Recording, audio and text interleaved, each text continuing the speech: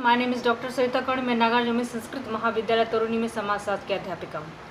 आज का जो हमारा टॉपिक है वो है शास्त्रीय द्वितीय वर्ष के पाठ्यक्रम से लिया गया है। ठीक है, आज का हमारा टॉपिक का जो विषय है वो है भारतीय संस्थाओं पर इस्लाम एवं पाश्चात्य संस्कृति का प्रभाव।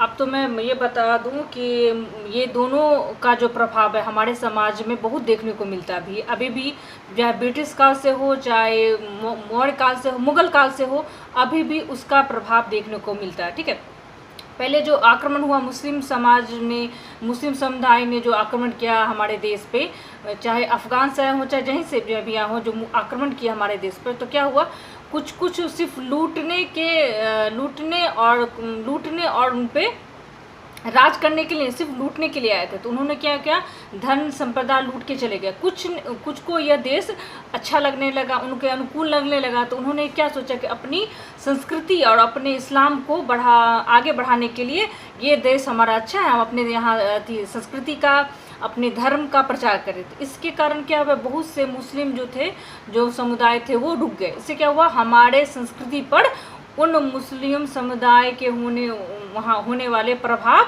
देखने को अभी भी मिलते हैं। चाहे वो शादी ब्याह में हो, खान पान में हो, वस्त्र में हो, कला में हो, संस्कृति में हो, रीति रिवाज में, सभी तरह क्षेत्र में देखने को मिलता है। ठीक है, अभी भी साहित्य में बोलिएगा कि वहाँ उर्दू, फारसी, शेर व शायरी इतनी अच्छी उम्दा हुआ करती है जो अभी भी हमारे फिल्मों के डायलॉग में, चाहे हमारे शायरी में, फिर मुशायरा में, और अभी भी वो जो उनकी शब्द जो होते हैं इतने अच्छे होते थे, जो बहुत सारे हिंदुओं ने फारसी पढ़ा, उर्दू पढ़ा, उन्होंने अपनी संस्कृति का वो अंग मानने लगे।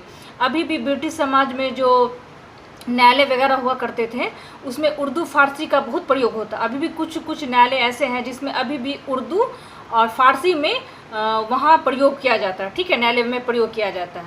अब है खान पान। हमारा जो खान पान था वो बेहतर है ही, लेकिन क्या हुआ, वहाँ से जो बाहर से मुस्लिम सब आए, उनके खान पान में बहुत सारे डिफरेंसेस हुआ करती थी। उनके मसाले में, उनके भोजन में, उन्हें भोजन करने का तरीका, उनके खाना पकाने का तरीका सब अलग हुआ था, जो हमारे हिंदू समुदाय में धीरे धीरे होने लगे। ठीक है, उन्होंने भी उन खान पान को अपने जीवन में डालने लगे। ठीक है, अब देखिए कला में भी उनका बहुत सारा योगदान रहा है। उन्होंने कला में भी बहुत सारे वाद्य यंत्र का प्रयोग किया, जो हमारे समाज में पहले, हमारी संस्कृति में नहीं हुआ करता था। वस्त्र में देखिएगा, पहले चूड़ीदार कुर्ता पैजामा वगैरह, अभी भी शादी ब्याह में लोग चूड़ीदार कुर्ता और पैजामा पहनना अच्छा मानते हैं।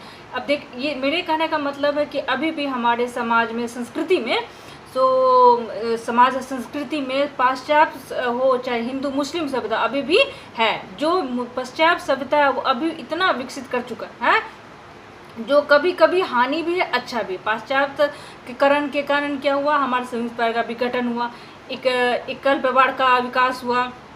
हमारी जो सामाजिक संरचना है वो जाति पर आधारित था। ठीक है, जाति पर रहा तो ग्रामीण वर्ग में क्या होता था कि जाति को एक सामाजिक संरचना का अंग माना जाता था। लेकिन औद्योगिकरण और नगरीकरण क्या हुआ, ये जो है ये जाति न रहकर एक अर्थ उपार्जन का साधन बन गया। उन्होंने अब मीडिया, चाहे मंडी में चले जाए, रेस्टोरेंट में चले जाए, चाहे होटल में, आप जाति पूछ के नहीं कर सकते कि भाई हम यहाँ नहीं खाना खाएंगे। तो इससे क्या हुआ कि पश्चात संस्कृति के कारण क्या हुआ, इन सब पे जितनी भी जातियाँ टूटने लगी, धीरे धीरे टूटने लगी, अब टूटने लगी, जिससे क्या हुआ, हमारा जो संस्कृति है इस बंधन से, जातिवाद से बंधन से अलग होने चला गया। पश्चिमी संस्कृति का क्या एजुकेशन भी पढ़ने लगा।